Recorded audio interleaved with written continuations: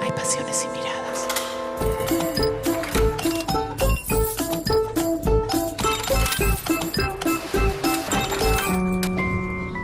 En el medio del arte.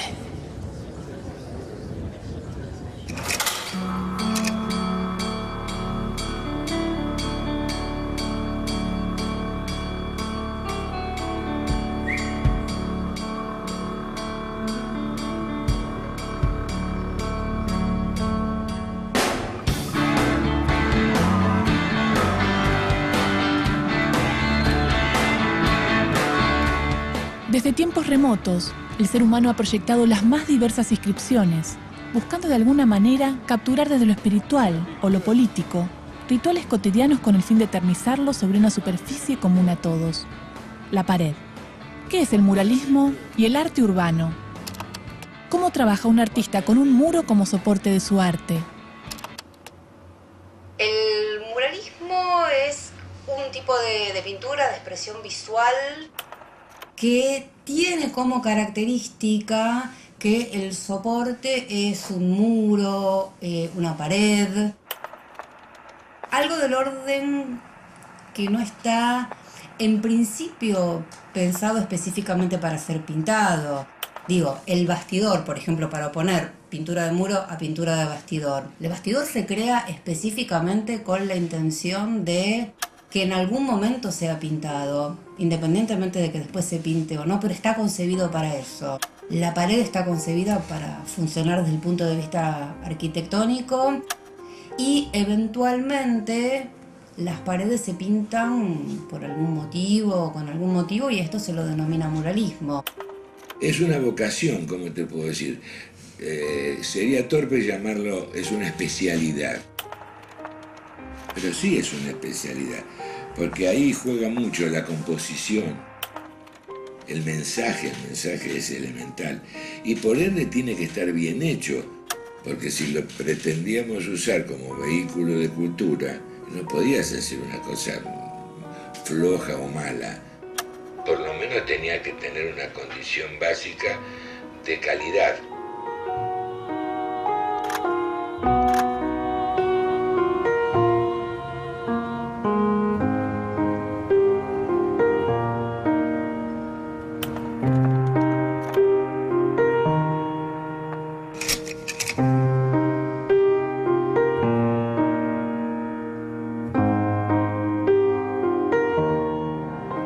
Visita el taller de muralista Rodolfo Medina. ¿Hace cuánto empezaste con el mural?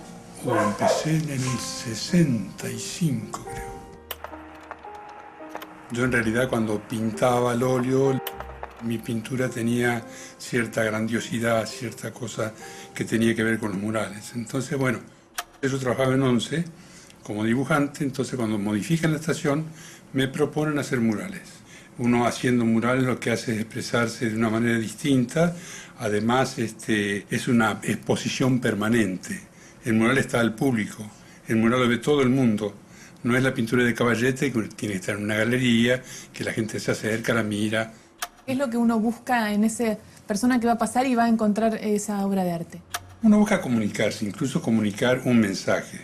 El mural siempre tiene un mensaje, como todas las pinturas, pero el mural tiene más bien una historia. Una de las obligaciones que nos tomábamos, nos autoimponíamos, era explicarle a la gente todo, el por qué, el cómo, qué queríamos decir, el por qué hacíamos eso. Y se establecía un diálogo y nosotros dábamos el mensaje que pretendíamos, que el pueblo, verdaderamente el pueblo, se fuese interiorizando de su historia, de su cultura, de sus tradiciones. Tratar de que la pintura y la persona hicieran un puente. El muralismo es prácticamente lo que comienza con la cultura del hombre en las cavernas, ¿no? Digo, las famosas cuevas de Altamira que están pintadas con motivos animales con finalidades míticas, religiosas, o algunos dicen que era un ritual vinculado a la caza. Bueno, esto en principio es una suerte de muralismo.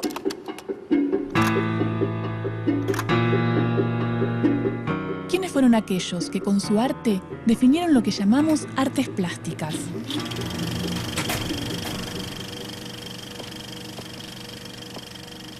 Prehistoria.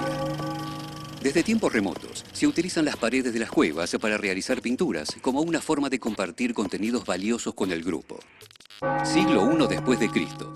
Italia, Roma.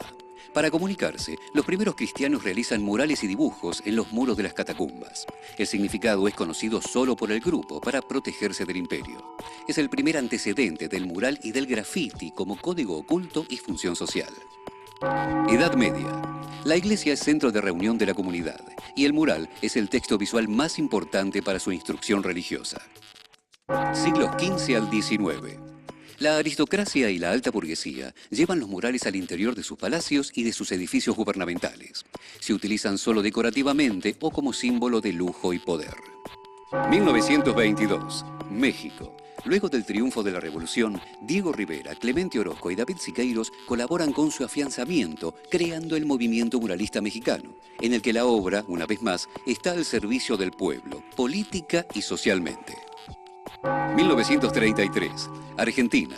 David Siqueiros se pinta el mural Ejercicio Plástico en el sótano de la Quinta de Tortuguitas de Natalio Botana, director del diario Crítica, ayudado por los artistas argentinos Juan Carlos Castañino, Antonio Berni y Lino Eneas Spilimbergo. Desde el diario Crítica, Siqueiros convoca a la creación de un movimiento muralista en Argentina. 1946. Castañino, Berni, Urruchúa, Spilimbergo y Manuel Colmeiro realizan los frescos de la cúpula de la Galería Pacífico. En el barrio de La Boca, Benito Quinquela Martín pinta murales en escuelas y edificios públicos. 1958. Se crea el Grupo Espartaco, movimiento muralista que plantea un arte al servicio del pueblo y de la revolución socialista. Ricardo Carpani es su integrante más destacado. Mayo de 1968. Francia, París. Se produce la movilización de obreros y estudiantes más grande de la historia de Francia y con una importante repercusión internacional. Reclaman mejoras sociales y una nación creativa sin autoritarismos. Los muros de París se cubren de grafitis. Se inicia así el actual movimiento de grafitis en el espacio urbano. 1976. Argentina. El proceso militar prohíbe todo tipo de muralismo y actividad artística en la calle por su carácter comunitario. Ricardo Carpani, como tantos otros, debe exiliarse del país. 1983 hasta hoy. Con la vuelta a la democracia y con apoyo gubernamental, se organizan grupos de muralistas que realizan obras en la capital y en el interior del país. Las paredes de las ciudades se intervienen con grafitis y se incorpora el stencil. Se desarrolla en los últimos años un verdadero arte público en el que los muros urbanos son el espacio de comunicación de la comunidad.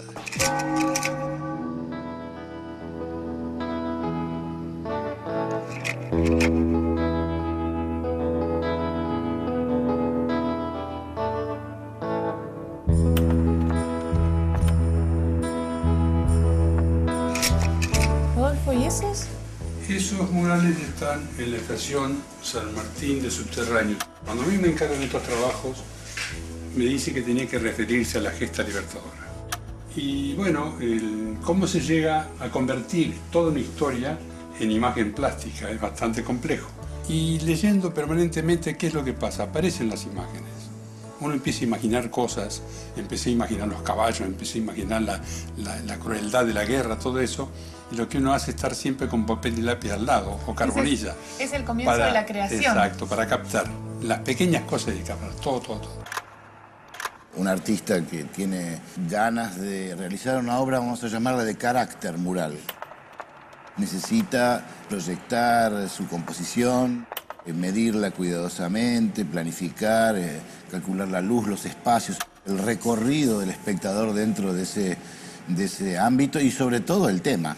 Dado que el mural, la pintura mural, sea cualquiera la técnica, y le da un valor emblemático adicional. A partir de ese momento, el edificio y el mural están relacionados de una manera muy especial, en general para siempre.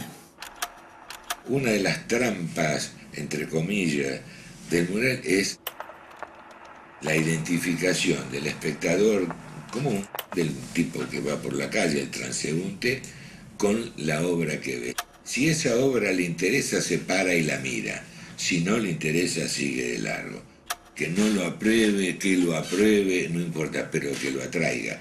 Si pasa sin mirarlo siquiera, ahí perdimos. Algo en lo que estamos haciendo falló.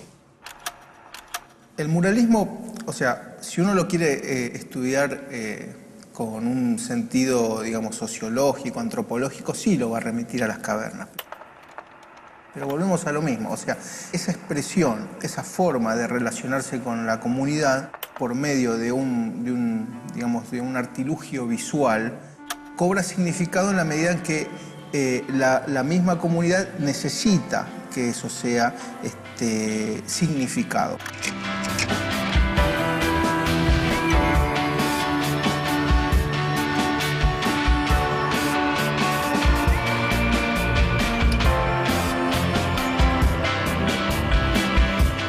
Si cada inscripción en la pared cobra significado a partir de su relación con la comunidad, ¿cómo trabajan los artistas que hoy embellecen las paredes de nuestras ciudades?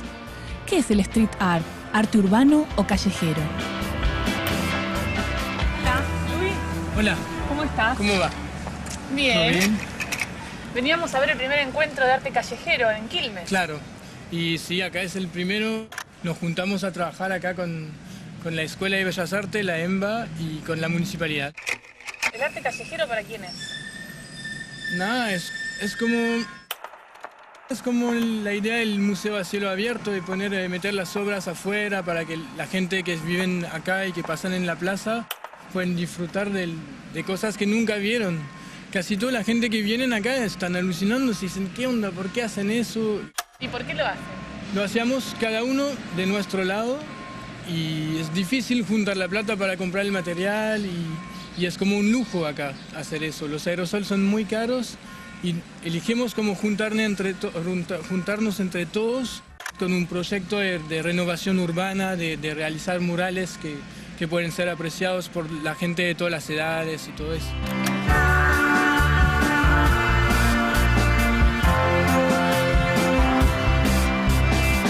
Hola, ¿Pablo? Sí. Te agarré trabajando a pleno. Quería que me cuentes un poco qué estabas haciendo.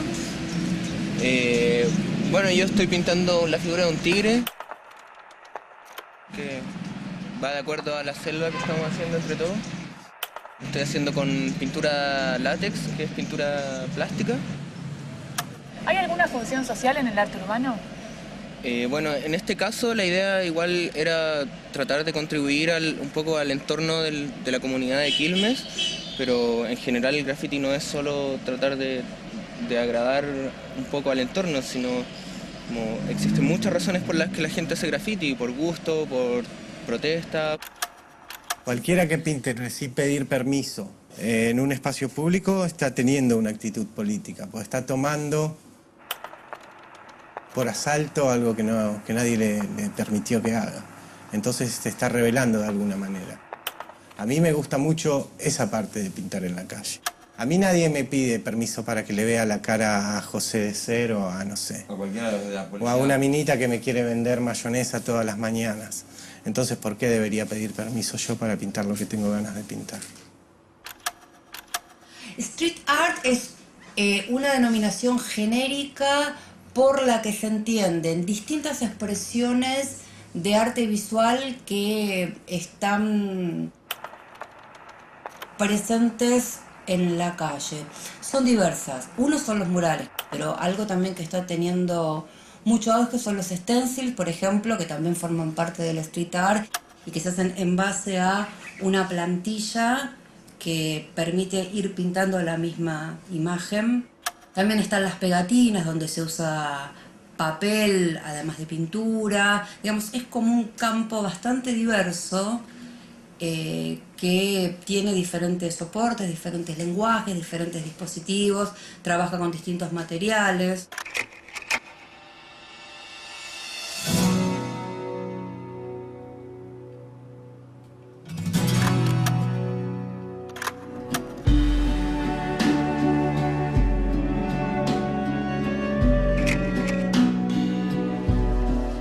En México, en 1910, estalló una revolución trabajadora que puso fin a la larga dictadura del general Porfirio Díaz. Los intelectuales se unieron a obreros y campesinos para hacer renacer la antigua cultura indígena, brutalmente aplastada, y para convertir a México en una nación moderna. Tras la Paz de 1920 y con José Vasconcelos como secretario de Instrucción Pública, se inició un ambicioso proyecto que consolidará la revolución, con programas de instrucción popular, edición de libros y promoción del arte y la cultura en la población. Vasconcelos convocó a los artistas para sumarse y se abrieron las llamadas escuelas al aire libre, donde los artistas compartían el proceso creativo con la ciudadanía, alejándose de la solemnidad de los museos.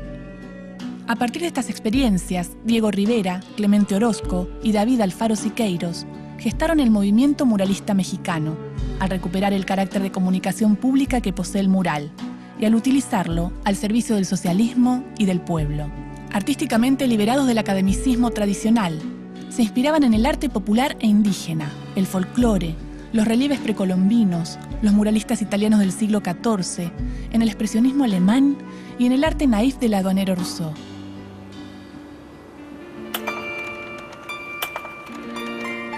En su apogeo, el movimiento muralista, gracias al apoyo del progresismo en el poder, logró un gran desarrollo estético e ideológico, llegando a penetrar incluso la cultura norteamericana, que debido a la depresión económica del 30, estaba convulsionada por sus desigualdades sociales y susceptible a las ideas progresistas en el arte y la política.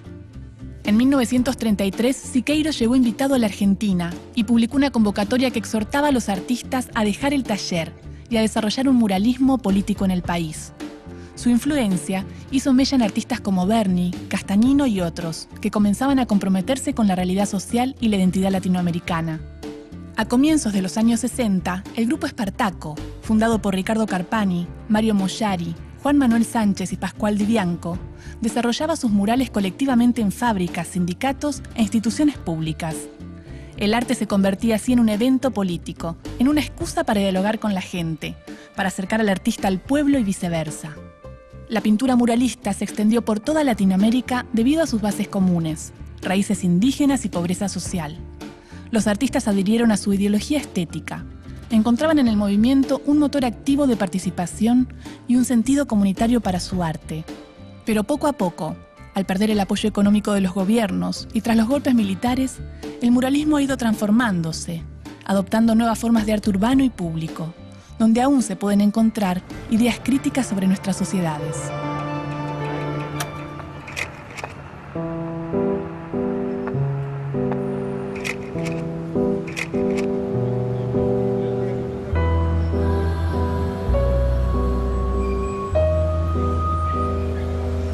Es muy difícil circular por la calle hoy y encontrar espacios vacíos. Y el mural, como tal, o cualquier otra manifestación, necesita un entorno para poderse observar. Si yo tengo mi campo visual lleno de carteles, cables, semáforos, luces, es muy difícil. De modo que una de las primeras cosas que haría cualquier artista es estudiar el espacio donde va a estar emplazado la obra para que los otros objetos de la vida pública no compitan con él. En la ciudad muchas veces pasamos inadvertido, la mayoría de las veces pasa inadvertido.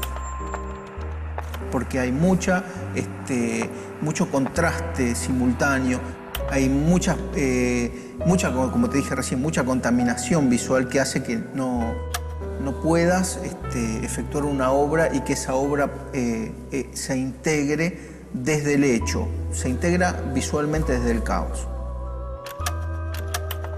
Hay unos murales que no son hechos por un autor con el espacio fijo de querer transmitir algo, sino que más bien son hechos por que mucha gente hacen una obra común sin conocerse entre sí. Por ahí eso me parece como un fenómeno nuevo dentro del muralismo. Claro, o sea, que intervengan sin taparse y que hagan un total sin habérselo premeditado. Nos dimos cuenta que compartíamos esto de que para nosotros no es necesario firmar nuestra obra. Lo importante es lo que pintaste, no quién lo pintó.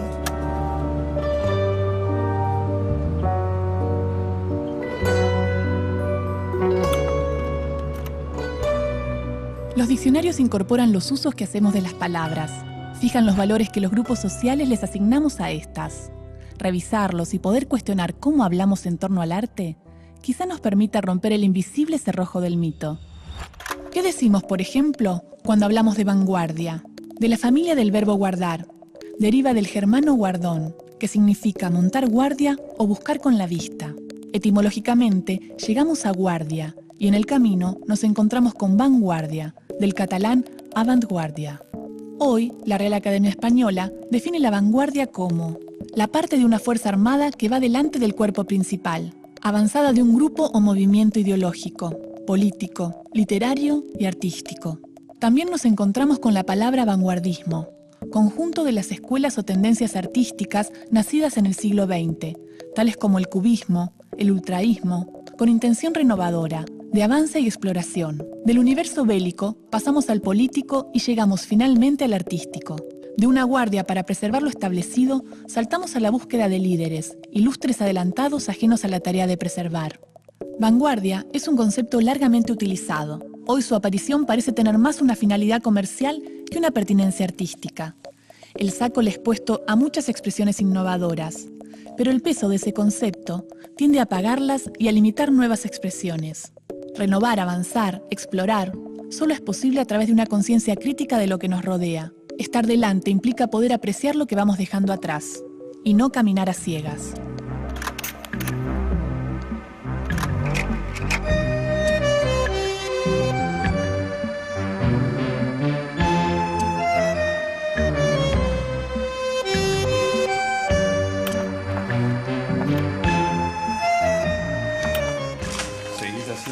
Sueltos.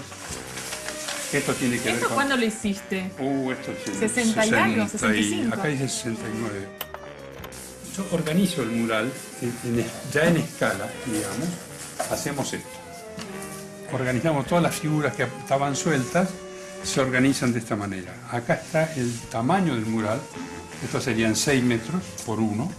Son 1000 centímetros por 1 metro. Y cuando está todo el mural así recortado y devastado de esa manera, recién el autor empieza a trabajar. Hoy, a esta altura de tu vida y haciendo murales desde el año 65, ¿qué es el mural para vos? Que es un medio de expresión maravilloso, eso es lo que es. Nosotros, como argentinos, no tenemos una tradición muralística como para saber si en el tiempo esto tuvo una eficacia grande, ¿no? Para mí, cada vez cobra más importancia dentro de lo que son los proyectos políticos y culturales de los gobiernos. O sea, cada vez veo que la gente en los municipios le da más cabida a eventos de arte público dentro de sus municipios que antes. Al mismo tiempo, también lo que veo es que los lugares se llenen de obras y se llenen de gente y no se pueda reflexionar sobre lo que significa. O sea, sobre todo esto que estamos hablando, ¿no? La gente también lo trata como eventual, o sea, se vacía de contenido.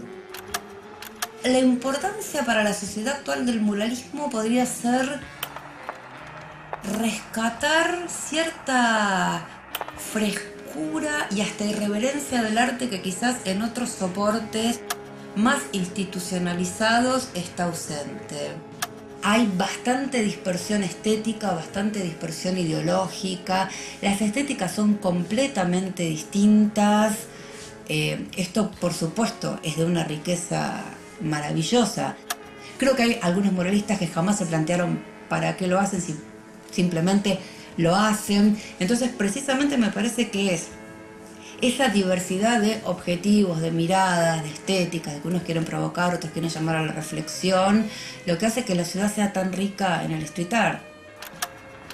Los valores van cambiando con el tiempo y antes lo que se consideraba una manifestación artística, hoy se ha extendido mucho. Antes los límites entre el arte serio o el arte de los museos y el resto estaba bien marcado y esa diferencia no existe. Bueno, es el signo de los tiempos.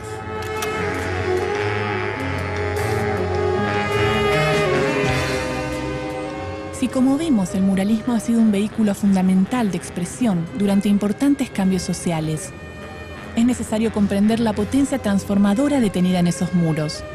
para pintar nuestras paredes con los colores que nos permitan adueñarnos de aquello que nos pertenece, el presente.